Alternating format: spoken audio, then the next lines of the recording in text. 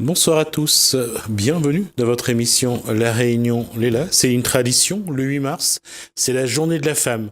Alors on va faire quelque chose qui est toujours très critiqué ou commenté. Je vais juste faire un gros bisou à ma mère et lui dire que je l'aime.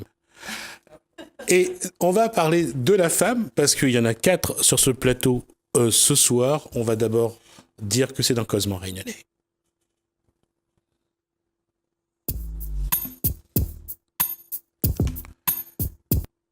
Celles-là, je ne pourrais pas les embrasser et leur dire que je l'aime, mais je les accueille tout volontiers. Alors, à numéro 1. Bonsoir. Femme engagée, femme politique et déléguée à la culture depuis quelques années déjà à la région. Alors, bonsoir. Roselyne Potin, il manque un nom à ça. Roselyne Potin, Laurette. Alors, femme plurielle, ça veut dire? Voilà, c'est ça, femme plurielle, parce que je suis une femme engagée sur pas mal de domaines, sur la recherche en sociologie, au niveau syndical, puisque je suis défenseur syndical, et je suis aussi chef de projet dans ma vie active, et en même temps, je me bats pour le côté rural, et je suis aussi, on va dire, agricultrice en permaculture, voilà. Il y a Cathy de Simon Gavol qui... Qu'est-ce que ça fait? Époustouflée. Femme artiste, engagée aussi. Et Gaëlle Guiton qui nous a également rejoint. Bonsoir. Bonsoir. Également. Là, alors, elle, c'est femme au foyer, mais c'est une femme au foyer qui trouve le temps de lire 300 livres par an. C'est pas exceptionnel, hein. Oui, à côté de moi, oui. Non, quand on est une passionnée, c'est correct. Je crois que j'aimerais bien voir quelqu'un qui a lu 300 livres dans sa vie déjà, donc 300 par an. Il y en a. Faut chercher. Il y en a. Elle le lit. Et j'en suis sûre que vous en trouverez beaucoup ici. Alors, puisqu'on parle de la femme, quelle serait votre définition de la femme aujourd'hui ? La femme doit toujours se battre. Moi, j'ai l'impression qu'encore maintenant, au XXIe siècle, la femme continue à se battre pour ses valeurs, pour ses convictions. Et voilà, malgré qu'il y a eu beaucoup des choses qui ont changé pour la femme, positivement, mais elle doit toujours se battre, montrer sa place. Et voilà, c'est ce que je retiens encore maintenant. D'accord. C'est j'allais dire, une douleur lancinante, peut-être pas, mais c'est quand même quelque chose qui est là. Je pense que voilà, les hommes, parce que ça va être le débat sur la femme et l'homme, les hommes restent encore ancrés sur certaines postures, voilà, valeurs comme qui cuisine à la maison, voilà, il faut obligatoirement, ça doit être la femme. C'est votre cas, chez vous, à la maison, c'est vous qui cuisinez pour votre mari? Du tout. Non, du tout. Non. Moi d'abord, midi, la femme, c'est un être humain. Déjà, ça c'est important. Et elle est différente parce qu'elle complète l'homme. Et moi, ma définition, c'est que, on n'a pas tort là-dessus, très souvent, il faut qu'on induise ça dans la tête de l'homme, que nous existe à côté de lui pour être dans la complémentarité. Le problème, c'est que très souvent, pour se faire entendre, on est obligé d'adopter une autre posture. Une posture qui, très souvent, il desserve à nous. Parce qu'on est dans la force, on est obligé de s'exprimer beaucoup plus fort, on est obligé de se montrer, alors que, tout simplement, si on regarde la société, la nature, comment elle est faite, l'homme et la femme sont faits pour se compléter et travailler ensemble et construire. Mais la cuisine, il fait pas, il n'aime pas ça, il mange, voilà. Moi, il n'aime pas cuisiner. Donc, ça aussi, c'est un partage. Parce qu'il y a des clichés bien précis. La femme fait ménage, la femme cuisine, la femme s'occupe des enfants. La femme fait les courses. La femme fait les courses. Non, il faut vraiment que profitons de cette journée de la femme, parce qu'on sait que la journée de la femme, c'est tous les jours. Mais c'est vrai que le 8 mars, on a un phare sur nous, une lumière. Mais il faut aussi qu'on explique à la société dans laquelle nous vivons, et n'ayons pas peur des mots. C'est une société des fois de macho. Il faut leur dire, nous les avec Zot, nous y Amazot, et nous les complémentaires. Il y a une chose quand même que je voulais vous demander, c'est que est-ce que vous avez vécu avec votre maman, vous avez vu l'évolution, vous vous êtes dit à l'âge de l'adolescence, vous vous êtes dit je serai jamais comme ma mère, je serai une femme libre, je serai une femme libérée, je ferai mon boulot, je ferai... Aujourd'hui, quand vous regardez dans le rétroviseur, vous vous dites que c'est le parcours que vous avez voulu et vous avez atteint votre objectif? Oui, moi oui, personnellement, je suis fière du parcours de ma mère. Non, Parce non, la que vôtre, je parle. La mienne, Ouais. même mon parcours par rapport, je veux dire, si on regarde dans le rétroviseur, c'est par rapport à sa mère, par rapport à la Tout à femme fait. qui nous représente. Donc, moi, je suis fière d'être la fille de ma mère parce que c'est un exemple. C'est une personne qui a traversé le temps avec toutes les souffrances, je dirais, elle est née, on va dire, en 1942, donc à La Réunion. Donc, j'ai même écrit son histoire qui s'appelle Fidèle, justement, et qui retrace un petit peu l'histoire d'une femme qui a traversé tout ce qui est arrivé à La Réunion, dont les enfants de la Creuse. Elle a été hospitalisée, elle avait 23 ans, et elle s'est retrouvée avec 3 petits-enfants élevés, avec beaucoup de difficultés, hospitalisée, et elle a les assistantes sociales qui venaient constamment la voir pour dire ben, il faut place aux enfants, il faut nous amener à Zot là-bas, il faut pas attirer cela. Et elle a décidé de faire en sorte une cure ambulatoire, de prendre ça en main et de dire non, mes petits-enfants, mes gardes à Zot. Donc, nous avions un petit peu la consigne de cache à nous s'il y avait un loto y arriver. Donc, là, un petit peu les enfants de la Creuse, nous l'étions un petit peu dedans. Donc, ma maman a toujours été une femme combat et je crois que je suis son exemple et je suis fière de ce qu'elle a été et j'espère arriver à sa cheville. Il y a une chose quand même qu'il faudrait dire et il faudrait le répéter, c'est que l'épisode des enfants de la Creuse, c'est un vrai psychodrame à La Réunion. Parce que ça a appris au moins aux Réunionnais à jouer à cache-cache. À chaque fois qu'il y avait une voiture, il fallait aller se planquer. Cathy, ce parcours, aujourd'hui, parce que il y a quelque chose quand même qu'on peut voir chez Cathy, pas parce que seulement elle est artiste, mais la femme elle est subtile, elle est très fine, c'est ça? Flatao, là? Non, non, même pas. Non, non. Je sais pas Non, non, si je t'assure oui, pas. subtil. Je pense que la plupart des femmes le sont, ou se doit de l'être en tout cas. Le parcours, par rapport à ma mère, je dirais que ce que je veux garder, c'est surtout toutes les valeurs qu'elle nous a inculquées, les valeurs, l'éducation, et surtout la valeur des enfants. C'est-à-dire les mères réunionnaises, et comme la plupart des mères d'ailleurs, se sacrifient énormément pour leurs enfants. C'est ce que ma mère a fait. Elle s'est dévouée à ses enfants toute sa vie jusqu'à aujourd'hui. Son seul combat, c'est ses enfants. Son ambition, c'était pas peut-être d'aller travailler parce que sa priorité, c'était ses enfants, les garder, les soigner, les éduquer, les aider à arriver là où ils veulent arriver. Et voilà, j'en suis témoin aujourd'hui et j'en suis l'objet de sa réussite, j'espère. Et voilà ce que je garde. Après, dans la société actuelle, ce que je rajouterais à ce que ma mère m'a transmis, c'est effectivement la force de combattre pour arriver à exister en dehors aussi des enfants. Voilà moi où j'en suis. Se battre pour ses enfants, sûr, je garde ça de ma mère, qu'elle a très bien fait. Et aujourd'hui, moi, j'aimerais aussi, je me bats pour exister en dehors d'être simplement, uniquement une mère. Alors, puisqu'on y est à cette posture-là, comment vous arrivez à être dans votre femme au foyer, femme politique, chef de projet, artiste d'abord, ensuite être la compagne de quelqu'un, si c'est le cas ou pas, comment aussi être maman, comment après être une femme dans ce qu'elle a envie de faire et surtout être une femme à part entière pour soi-même. Comment vous dites, voilà, c'est cette posture-là qui fait que je suis la femme. Déjà, quand on est heureuse et épanouie, ne pas s'oublier. Je pense qu'il y a ça aussi quand on a le quotidien avec le mari, les enfants et tout. Il faut pas s'oublier derrière tout ça. Se dire non, à un moment donné, il faut que je sois moi. Parce que moi, j'ai un concept, je me dis, si je suis heureuse, moi personnellement, mon fils va être heureux avec moi, mon mari va être heureux avec moi et après, on sera une famille, on sera heureux ensemble. Donc je pense qu'il y a ça, ne pas s'oublier qu'on est une femme, qu'on a on a envie de faire des choses aussi personnellement pour être épanouie. D'abord, tout à l'heure, on a parlé de la maman. Une femme politique a besoin de beaucoup de temps dans son engagement politique. Elle est pas souvent là, les enfants le lui reprochent assez souvent, le mari finit parfois par partir, à un moment ou un autre, ou c'est la femme qui part d'une façon ou d'une autre, parce que c'est vrai pour les journalistes, les avocats, enfin, toutes les professions libérales où les gens sont très engagés. Mais comment être une femme et comment être une femme politique avec les valeurs de la femme? Parce que parfois, quand on devient une femme politique, on oublie les valeurs de la femme. Une question qu'on peut poser à l'homme aussi. Hein. C'est marrant qu'on pense à nous, les femmes, parce que vraiment, vous considérez que nous sommes différents des autres. D'abord... Je ne considère pas que la femme est différente.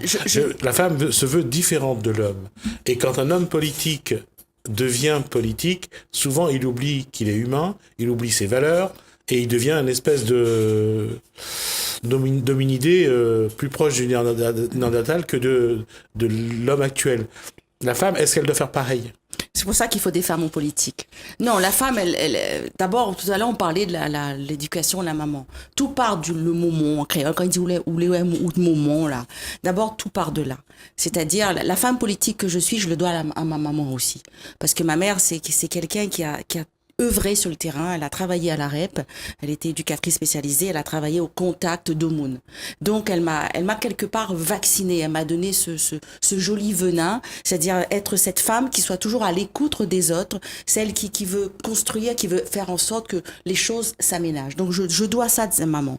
Mais une femme politique, pourquoi? Ben, tout simplement parce que comme les hommes, comme tout le monde, celle qui est citoyenne, celle qui veut construire la société, celle qui veut participer à la vie de la cité, c'est vrai en revanche. Par rapport à tous les clichés que nous avons, on a quelque chose à gérer, nos enfants. Je ne cache pas que très souvent mes enfants ont été sacrifiés, mais je leur ai expliqué. C'est une explication, il faut leur dire. Ils ont eu beaucoup de mal à accepter l'absence de leur maman. Parce que le cliché qu'on a, c'est que la maman est à la maison, le papa, lui, il peut sortir, il peut arriver tard, il peut rentrer tard, ça pose pas de problème. Mais quand c'est nous, la femme, effectivement, donc j'ai eu ce problème. Mais je crois que ça aussi, il faut casser aussi ce cliché-là. La femme comme l'homme, elle peut être chef d'entreprise, elle peut être présidente de la République. À quand une femme présidente de la République? Donc c'est un engagement, c'est aussi parce qu'on s'aime. Moi, je m'aime. Et quand on s'aime, on porte de l'amour à soi-même et qu'on va répandre ensuite, semer cet amour sur les autres, on peut endosser les autres rôles. Mais c'est vrai que tu n'as pas tort. Et très souvent, c'est pas accepté forcément par ton mari, par ton conjoint, qui te disent tu n'es pas là pour être à table, tu n'es pas là pour cuisiner, tu n'es pas là pour t'occuper de tes enfants. Donc automatiquement, ça nous donne une image totalement différente. Mais cet engagement, ben moi je l'ai dit tout à l'heure, l'être humain, c'est un homme et une femme. Il faut accepter. Moi, je l'ai pris sur moi et je continuerai mon engagement politique aux côtés de tout le monde et notamment aux côtés des hommes. La question aujourd'hui, quand on regarde la femme, est-ce qu'il faut la dissocier de l'ensemble, surtout de l'homme, ou est-ce qu'il faut se dire que chaque individu est à part et que chacun doit faire sa route, se construire à sa façon, et puis peut-être un homme et une femme peuvent se retrouver pour créer l'espace d'un temps, une famille. Il y a l'idée qui reste ancrée quand même. C'est toujours la femme qui doit se sacrifier. Non, c'est pas la question. C'est pas la question. C'était pas la question. La question, c'est est-ce que justement, pour qu'il y ait émancipation, pour qu'il y ait une élévation des deux, de l'homme et de la femme, mais pas en tant que couple, hein, en tant qu'individu, est-ce que ça veut pas dire aussi quelque part, les couples n'existeront plus à un moment ou à un autre.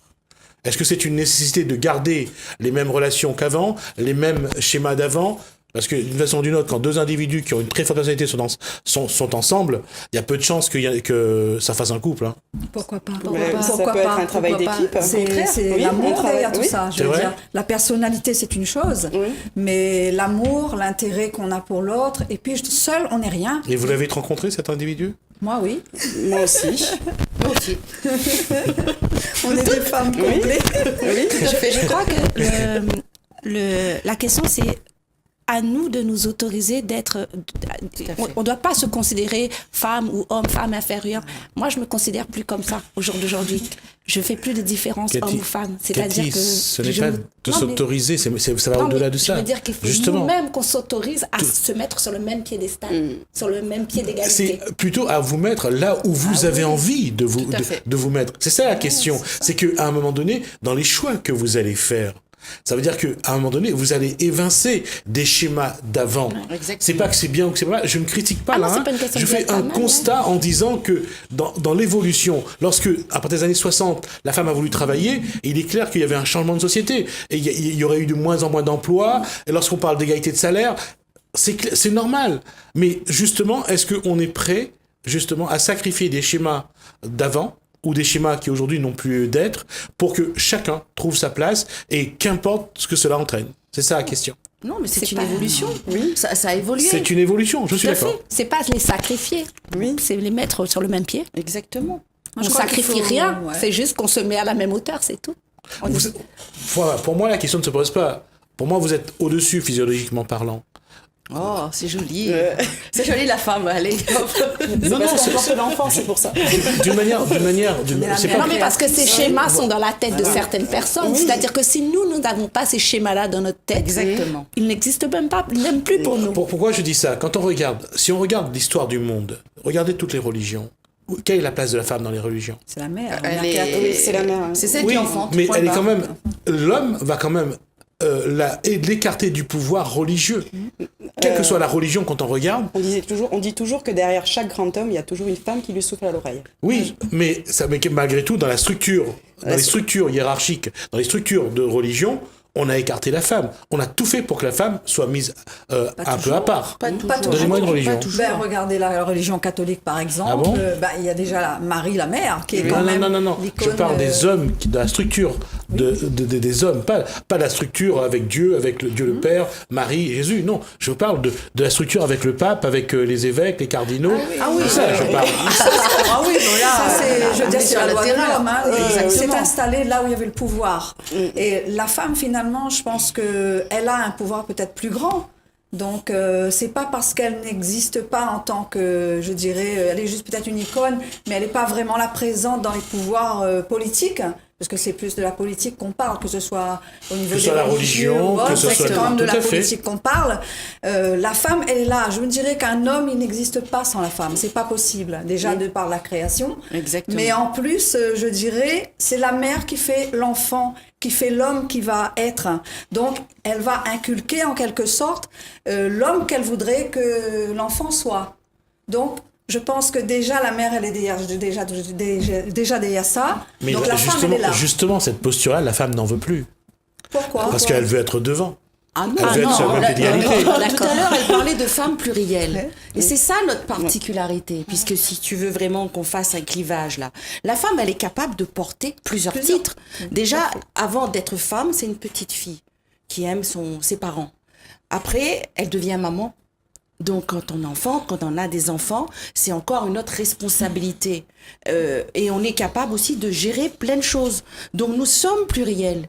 Et si tu veux aller sur ce schéma-là, je me dirais qu'en termes de puissance, en termes vraiment de spiritualité qu'on sort, la femme est au-dessus de l'homme. Mais on n'est pas là pour ça, comme tu En disais. termes de juste au- spiritualité? Oui, la femme, elle a une façon de voir les choses. Dans sa spiritualité, elle a la spiritualité de ce qu'elle est en tant que femme, de ce qu'elle doit porter vis-à-vis de ses enfants, de ce qu'elle doit porter dans sa vie de tous les jours.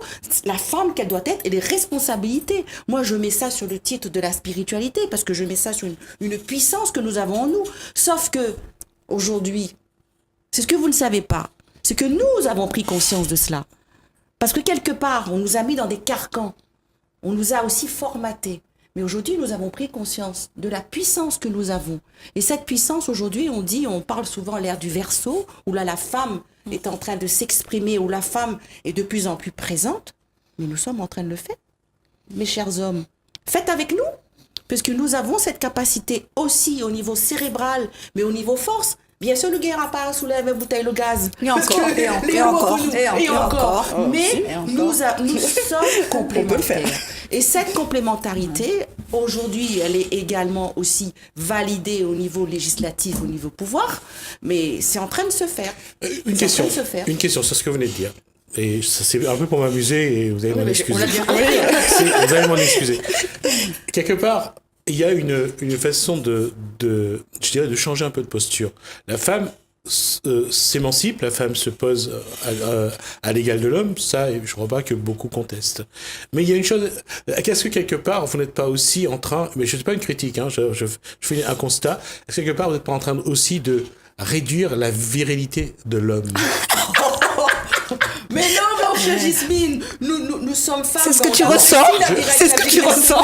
Est-ce que la virilité s'exprime par le pouvoir? Si la virilité est égale au pouvoir, eh ben, peut-être que oui, les femmes vont prendre la virilité des hommes.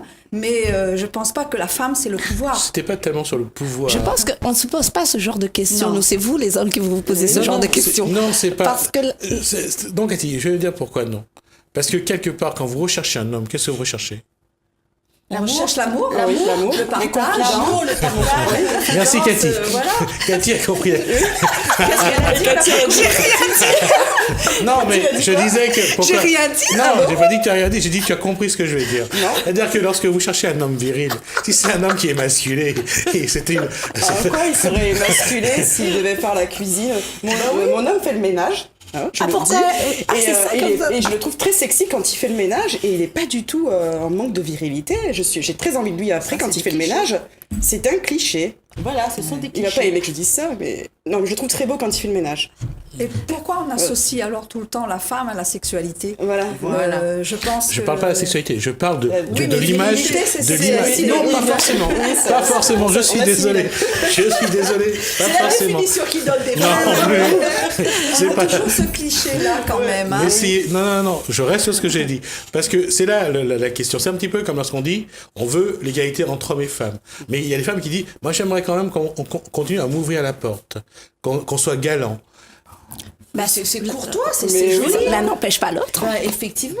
Techniquement, Après, si chacun un le homme veut fait en séduire une fonction femme, d'eux. il va falloir qu'il sorte un peu, voilà, la galanterie quand même, parce que on aime les choses jolies quand même. On est des femmes, on aime aussi les choses jolies, un homme galant. Donc pour un premier rendez-vous, si l'homme veut au moins un bisou, qu'il ouvre un peu la porte. Moi, je crois que c'est la loi de la bienveillance. Oui, hein. voilà, Donc c'est- il n'y a pas de supérieur, Oui. inférieur. Il y a la bienveillance de l'un vers l'autre. Je ne joue pas sur ce qui est supérieur ou inférieur. Je regarde vraiment ce qu'on appelle les postures. Lorsque je vous dis ça, c'est parce que regardez, aujourd'hui, quand vous regardez certains d'individus de sexe masculin, ils sont soit très efféminés, soit ils sont métrosexuels, soit... Il y a une évolution quand même dans le comportement de l'homme, surtout quand on voit certaines mères, comment ils protègent leurs rejetons jusqu'à 30, 40 ans, quoi. Et c'est une réalité. L'homme est en train également changer par rapport à vous. C'est une réalité. Et surtout, regardez, vous verrez autour de vous. Moi, je crois qu'on met en avant aujourd'hui, on ouvre la porte, c'est-à-dire qu'on n'est plus dans un monde ouvert où on a la possibilité de voir et de regarder, mais ce monde, il a toujours existé. Depuis les Grecs, on sait très bien comment ça se passait dans les histoires, donc c'est des choses qui sont là, mais qui n'étaient pas dites. Aujourd'hui, Exactement. on est dans un monde où on communique.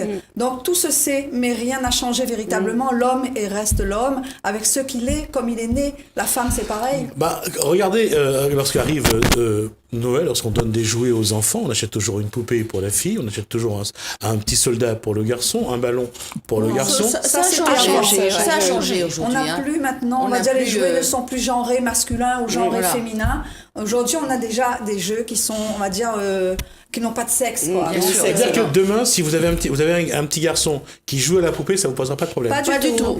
tout. Vous avez des femmes motardes. Hein. Hier, il n'y avait Oui. pas de femmes qui faisaient de la moto. Oui. Aujourd'hui, on a de plus en plus de femmes sur des grosses cylindrées. Donc, je veux dire, hier, il y avait un cliché bien préconçu. Aujourd'hui, la femme, elle est aussi capable que l'homme de faire des choses. Donc vous êtes que prêts, l'homme vous, à faisait accepter hier. cette évolution-là. Et Bien sûr. de Demain, toute façon, si l'enfant joue avec une poupée depuis petit, s'il a déjà une sexualité établie, eh ben, il faut vivre avec ça et l'accepter. Non, tel je parle qu'il pas est de aussi. sexualité établie, je parle de jouer à la poupée, c'est la même chose. Voilà, mais même je pas reviens, genré je féminin, reviens à c'est ce que je pas- disais. Demain, en tout cas, votre compagnon, il se fait un peu féminin, il va se faire un masque, il va chez l'esthéticien, il se fait les ongles. Il y a de plus en plus d'esthéticiennes qui s'ouvrent aux hommes. prend soin Les de hommes, lui. il y en a qui n'aiment Voilà. pas les poils, Je suis- mais c'est pas d'un point je de vue suis- de virilité, c'est peut-être un point de vue, ils ont chaud, Hygiénique, esthétique. esthétique. Donc, parce que ça... Je vais continuer à poser ma question. Excusez-moi. Merci, gentil. Il faut lui laisser son temps de Ah parole. oui. attention. La question, c'est, ça vous embêterait pas d'avoir un homme féminin, ou voire efféminé à la maison, en tout cas? Mais qu'est-ce que vous Mais appelez qu'est-ce que- efféminé? Non, ça c'est-à-dire que que je c'est comprends exactement pas. ce que je viens de dire. C'est-à-dire c'est quelqu'un qui aime bien s'occuper de lui, faire les ongles, l'esthéticien, c'est juste être super, c'est pas efféminé. mettre du fond de teint, se maquiller, avoir les sourcils. Ça Jasmine, vous pose pas de problème. Jasmine, tu sais, Ok. du moment que entre ce couple, il y a le pont, et sur ce pont, on écrit l'amour, on écrit le respect. C'est notre homme.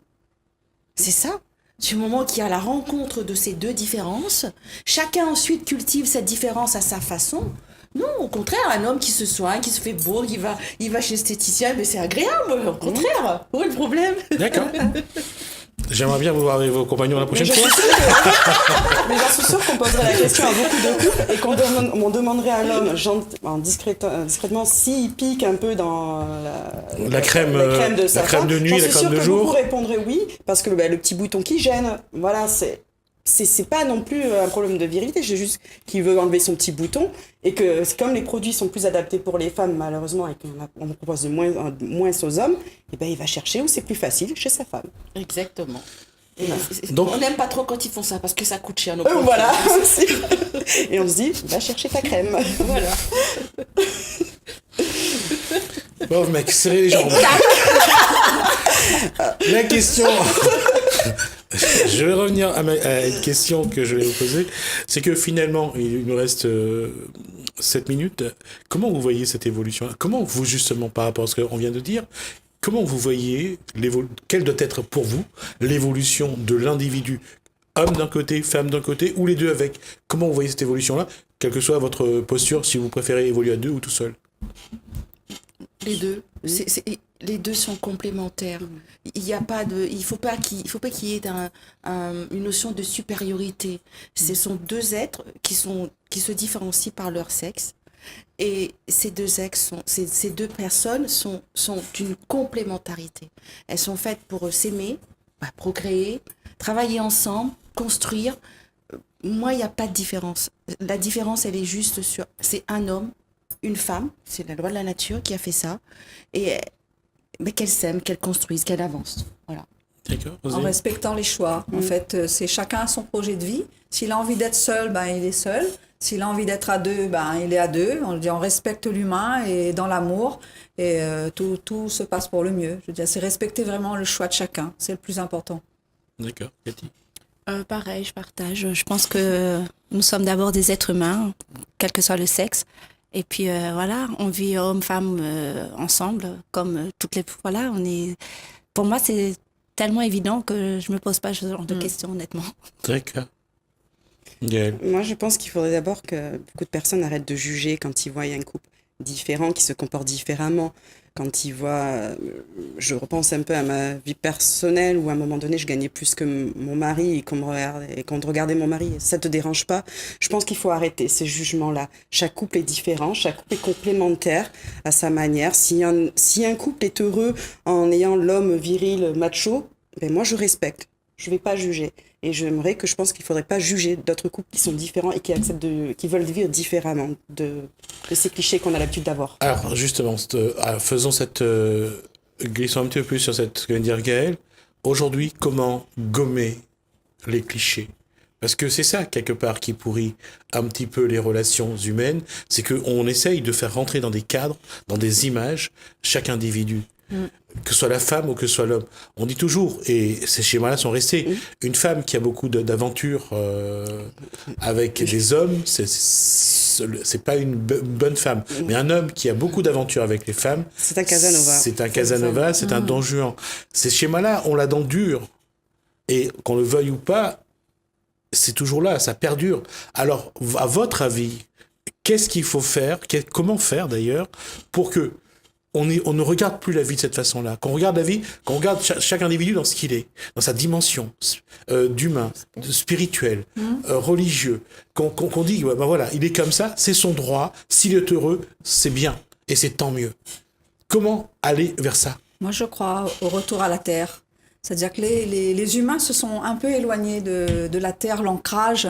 Et quand on revient à la terre, on travaille, on est dans le labeur, c'est vraiment dur. Et là, on ne peut regarder que soi. On n'a plus le temps de regarder les autres. Et c'est là le moyen, je dirais, de faire une introspection et de se dire, j'ai besoin des autres. Ils sont là pour m'aider et je vais faire avec eux. Et plus jamais on sera dans le jugement. Moi, je crois que dans l'entraide, je crois dans le retour à la terre. Je crois fortement que nous avons cette puissance-là de s'entraider et de faire vraiment une communauté, de faire village et d'être vraiment bien ensemble. Cathy, on regarde plus la femme artiste, on regarde la femme? J'espère les deux. Avant d'être la femme artiste, je suis la femme, donc l'un dans l'autre. Encore une fois, voilà, c'est le regard qu'on porte. C'est-à-dire ce regard qui va dire, tiens, c'est une artiste, tiens, c'est une femme, tiens, c'est une maman. Et comment changer parfois ces regards, parce que parfois c'est un peu pesant quand même. je sais pas comment le changer, mais je dirais c'est peut-être à nous-mêmes de dégager ce qu'on a envie de dégager et de ne plus porter attention. À partir du moment où qu'on me juge de telle façon et que je reste complètement indifférente, les jugements vont tomber. Une fois, voilà, moi je fais le travail sur moi d'abord. Aline, la femme politique, elle n'a pas une bonne image, généralement. Pas toutes, mais certaines ont même parfois une très mauvaise image. L'image, c'est moi qui ai choisi d'être femme politique. Je crois qu'il faut arrêter aussi qu'on nous envoie ces clichés. Il y a des hommes en politique, il y a des femmes en politique. Et que cette image, à la rigueur, c'est nous-mêmes qui l'avons créée. Justement, peut-être pour faire bien cette différence entre l'homme qui doit être à la tête du pouvoir et la femme à la maison. Aujourd'hui, ça n'existe plus, ça ne doit même pas exister. J'ai choisi d'être une femme politique, je continuerai à militer cet engagement et cette image, elle ne doit plus exister. Parce que moi, c'est un choix de vie que je fais et je le porte. Et aux côtés des hommes, tant pis s'ils ont cette image-là, comme tu disais à Cathy, c'est un choix de vie et je ne porte pas attention à ces clichés négatifs qu'on pourrait porter éventuellement sur toutes les femmes politiques. Au contraire, les femmes politiques sont aussi présentes aux côtés des hommes pour s'investir dans la vie de la cité. On arrive à la fin de cet échange. Moi, Gaëlle voulait quand même conclure Alors, je là-dessus. voulais juste rajouter 2 petites choses. Je crois que je vous ai vu en concert à Stella. Et moi, quand j'ai regardé Cathy, j'ai pas vu une mère, j'ai pas vu une femme, j'ai vu une artiste. Je m'arrête, et quand je vous ai jamais vu, mais quand je regarde une femme politique, je vois pas une mère, je cherche pas à aller plus loin, je vois juste une femme qui transmet un message, qui combat. C'est une personne avant tout. Et voilà. Faut qu'on arrête de dire comment elle fait pour éduquer ses enfants derrière. Non, on arrête là. Madame est là, elle présente son combat, on s'arrête là. Cathy, elle vient chanter, elle chante merveilleusement bien, je m'ai beaucoup émue et j'ai vu une artiste, j'ai vu une femme qui chantait merveilleusement bien, vous étiez 2, si je me trompe... Non, tu t'es trompée, bon, mais c'est pas grave, mais bon, voilà, tout ça pour dire, c'est que, voilà, on est une personne. On arrive avec un combat ou un métier et c'est pas comment elle va s'occuper de son enfant après, comment elle va faire la cuisine après, comment elle va faire le ménage après. Non, il faut arrêter là. Parce que quand on regarde un homme, on regarde son travail, on regarde pas comment il va s'occuper de sa femme derrière.